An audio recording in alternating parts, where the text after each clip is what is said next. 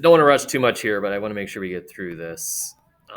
We don't fall behind. But same exact idea that this angle from F to O to J, this line, doesn't that have to make up 180 degrees? But what is now comprising that isn't just two angles. We have this angle here, the blue one, that's 4x. We have this angle here, which eats up some more of that 180 degrees. And then this one now, the difference is we have a third angle of 2x. Don't all three of those have to add up to be 180? All right, so that's what you're setting up. Add them all up. I'm not even going to write the initial one. 4x plus 3x plus 2x, isn't that 7x? We have 7x's there. All of those added up needs to equal 180. That's not 7. I was just thinking this is going to be an ugly number. I'm rushing. 9x. All right, 4 plus 3 plus 2 is going to give us 9x's. Those 9x's need to add up to be 180. If we divide by 9, we find that our x would have been 20. All right, so that's one of the things we wanted. Now we just need to kind of go through all of these. This is pretty straightforward. This is 4 times x. Just know what angle that is. The blue angle is angle FOG. So the measure of angle FOG, so FOG is 4 times 20. So that's an 80-degree angle. Real quick, before I write the yellow angle. So put the measure of angle and then write how you're going to write the yellow angle right here. Just make sure we know how to name these. We're going to do something tomorrow that will help you with this as well. All right. And Ella, how'd you name the yellow angle? Good. I like that she did HOG because I'm going to guess some of us didn't name it that. Anybody name it differently? Armando? Good. And both of those are equally correct. As long as the O is in the middle. So she went from H to O to G. He went from G to O to H. They both give us the yellow angle, so both are fine. You can use either. That's 3 times 20, which is 60. And then the last one, HOJ, is the purple one. That is 2 times the 20, so that's going to be 40. And then not coincidentally, if we added all three of these up, they're going to add up to be 180 degrees. All right. All right, so that was one of our theorems. Just a line is always going to add up to be 180. So now today's stuff, and some of this, again, you're going to know some of this. So this we can go through pretty quickly. The word scalene for a triangle we hopefully have seen before. We know what that means. It is a triangle, obviously. And if it's a scalene triangle, no sides are congruent. So I don't know what these are. Let's pretend like this was a 4, and this was a 6, and this was an 8. Notice how they're all different. No sides are congruent. If that's the case, you call it a scalene triangle. All right. Isosceles triangle. Again, you have certainly seen this at some point in your life. It's a triangle, obviously, and if it's isosceles, that is when at least 2 sides are congruent. The way we mark sides congruent are with tick marks. So if I look at DEF, this triangle DEF, the 2 sides that visually we would look at and say are congruent is this side. So I'm going to put a single tick here. I'm going to put a single tick mark right here. What that is telling us is that segment DE, and we're going to put the little segment symbol above it, is congruent to segment. So we'll put the little segment symbol above that, segment DF. That's an isosceles triangle. That we know. The things you may have seen that you probably don't remember, it's not something you deal with a ton, that we'll now deal with a little bit more. When I start talking about the legs of a triangle, the legs are the congruent sides. So this is a leg of this triangle. We would consider this the leg of a triangle because those are the 2 congruent sides. If we then reference a vertex angle, the vertex angle is the angle that is formed by the legs of that triangle. So if this is 1 leg and this is 2 legs, which angle is formed by those 2 legs? E, D, or F? Armando? D. So angle D, this here is our vertex angle because that's the angle formed by the 2 legs. Right?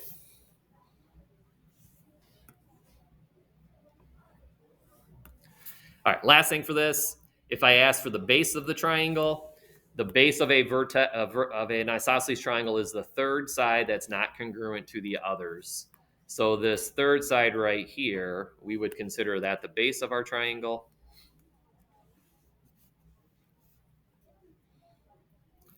And then lastly, the base angles are the angles formed by that base and your two legs. So if this is my base, one base angle is formed by the base and this leg.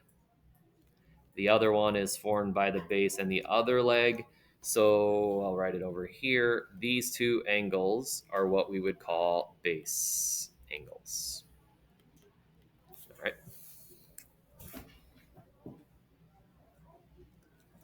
All right, that's the isosceles triangle, and those are how we can name each side. Next one, equilateral. Well, it's hard to be easier than scalene, but equilateral just means they're all equal.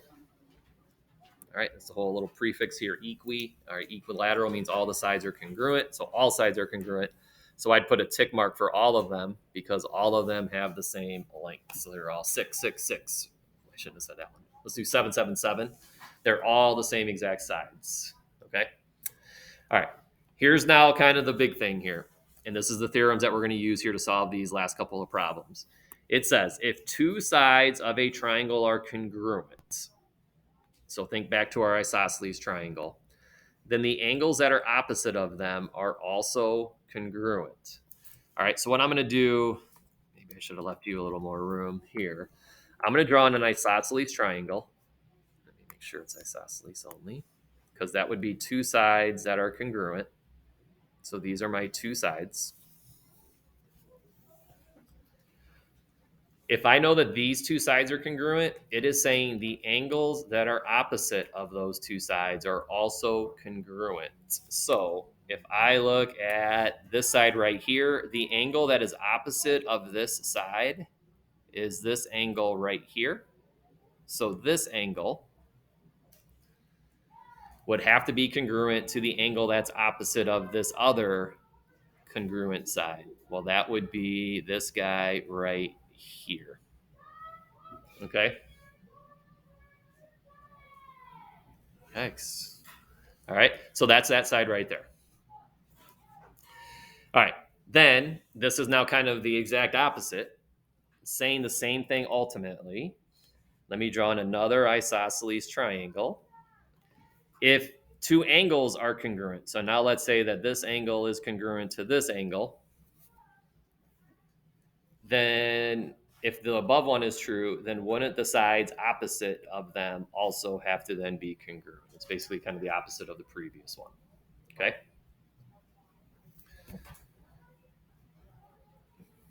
All right, so here's now where this pops up. And again, we don't have a whole lot of problems because this overall is pretty nice. If you look at example number 1, I want you to solve for x. Yesterday, I was giving you 2 of the 3, and then you would be able to just kind of subtract those from 180 to get the other. Notice how I don't give you anything right here, but if we understand the little theorem that we just talked about, what does that angle right there have to be? Ella?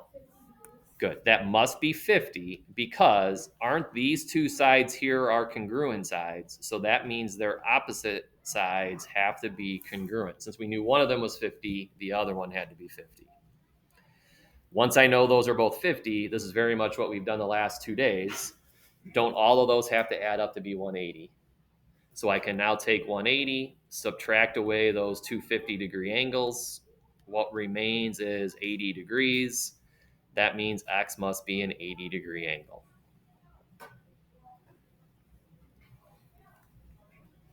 Okay, agree with that one?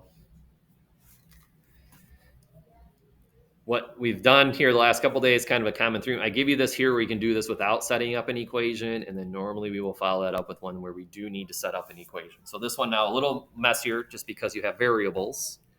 I want you to solve for x and for y. So same exact property. When I see that this side and this side are congruent to each other, that means they're opposite sides. So this guy and this guy must also be congruent.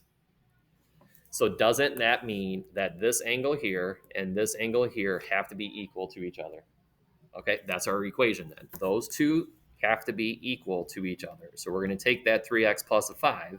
It must be equal to that 2x plus a 10. Over here, we knew it was 50, so we just assigned 50 to it. Now we just have to set them equal, and then now we're going to kind of go through and solve that equation. All right, so let's do that. Subtract your 2x over once they're set equal to each other.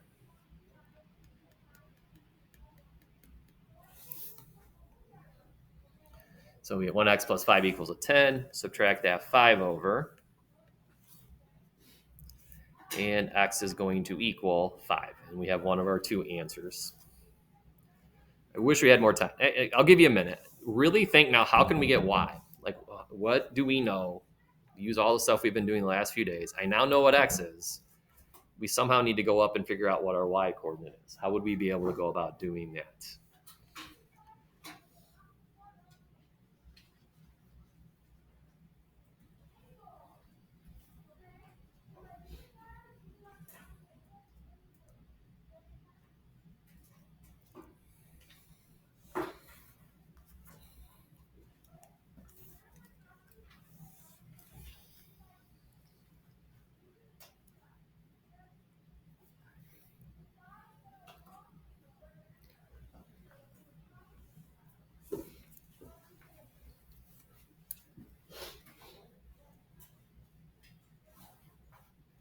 Is it 39 we get out of here? Oh, I was thinking 35. Okay, we got a little time here. All right. Anybody think they can kind of work their way through this and get this? We should get 70, I think, is the answer. If anybody got that. Armando has it. What'd you do, Armando? I did 3x plus 5 is equal to 2x plus 10. Oh, we did that already. Yep. So I plugged the x in, and then I got 20 degrees, and then since go. Okay, stop there real quick. So we all got 5 because we set it up. So we got our 5. He then said he plugged the x in. So what he did is he took this x and he substituted it in for the x in this little expression here. So we did 3 times 3 and then added 5. What's that give you, Armando? Is it 3 times 5? Oh, 5. Yeah, sorry. Yeah, x is a 5. Sorry. So it's 20 degrees. Good. That then gives us 20 degrees. So doesn't this angle have to be a 20-degree angle? Now, you could substitute if you want, but what does this other blue angle have to be? It's got to be 20 degrees as well. So now we apply some stuff that we did the last couple of days. What did you do next, Armando? Add them together, so it'd be 40 degrees, and then 180 minus 40. Good. So he took the full 180. He subtracted the 40 degrees that we now know account for these two angles. And that leaves us with how many degrees left over for this angle? 120. Good. So this angle right here is a 140-degree angle. That's what's left over. Now, that's not the answer, correct? Because we're looking for the y value. So what can we do to figure out that y value, Armando? 140 divided by 2. Good. Now, whether you set up an equation, you kind of do it in your head, this 2y has to be equivalent to 140. So we divide that, and then our y is 70. Okay? This is good stuff. I like this. Makes you think some here. Okay, follow all that? Okay, good. Good. Okay, last two. It says, if the perimeter, so old idea, we haven't necessarily talked too much perimeter in our time together, but this is a really old idea. Hopefully we understand. Perimeter is, of any figure, is just the lengths of all the sides added together. You probably dealt with squares and rectangles a lot. We certainly have perimeters of triangles as well. The overall perimeter is 32. The question is asking you, is this a scalene, equilateral, or an isosceles triangle? Scalene, none of the sides are equal to each other. Equilateral, 2 of them would be equal to each other. Or I'm sorry, all of them are equal to each other. The isosceles, 2 of them are equal to each other. So in order to answer this question, we really need to know what are the lengths of all of these sides. We know one of them, right? That's a 10. We would then want to be able to kind of figure out what these other two are. All right. The reason you are then given this is if we know our perimeter is 32, doesn't perimeter again mean you just add all the sides up and it has to equal 32? So that's what we're going to do. We're going to take this side here of 10. We're going to add it to this side here, the x plus the 7, and I'm going to add it to this side here, the 2x minus a 3. When we add all of those up, I should have wrote this underneath. I'm going to write it underneath. I don't leave a lot of room, do I? That has to equal the perimeter that I gave you of 32. And then there's your equation. On the left-hand side, add your like terms. So we have an x and a 2x, so we get 3 x's. And then your 10 and 7 make 17. 17 minus 3 is a 14, equals 32.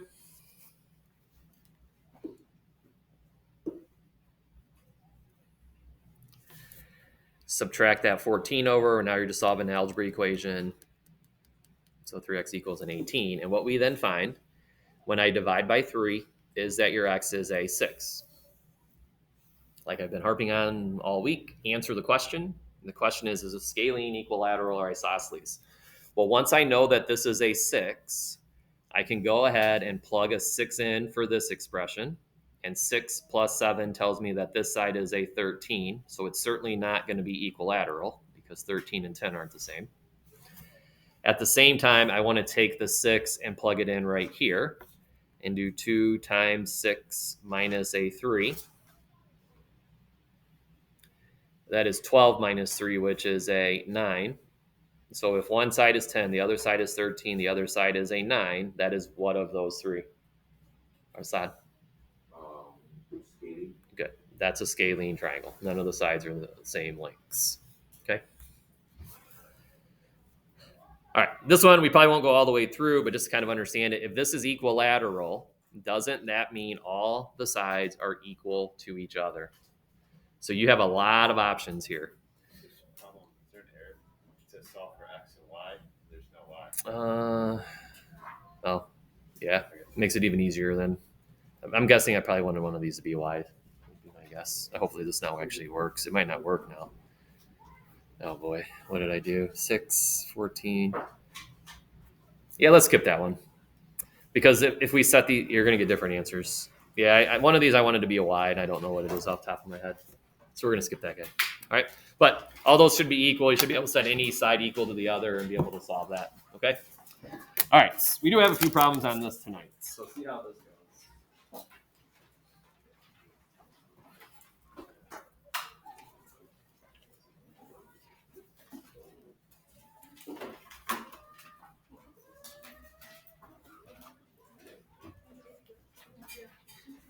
Tomorrow, make sure you have your Chromebooks tomorrow. And if they're not charged, make sure you have a